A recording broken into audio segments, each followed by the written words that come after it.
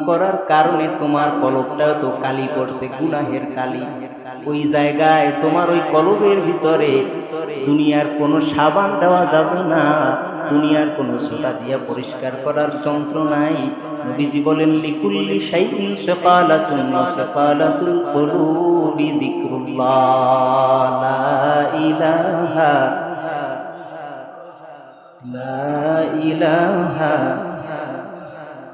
লা ইলাহা ইল্লাল্লাহ মুহাম্মাদুর রাসূলুল্লাহ। নবীজি বলেন হাদিসের ভিতরে দুনিয়ার সব কিছু পরিষ্কার করার আলাদা আলাদা যন্ত্র আছে। লোহার উপরে মরিচা পড়লে রেত দিয়ে ঘষা দাও, পরিষ্কার হয়ে যাবে। পোশাক অপবিত্র হলে তুমি সাবান লাগাও, সোটা লাগাও, পরিষ্কার হয়ে যাবে।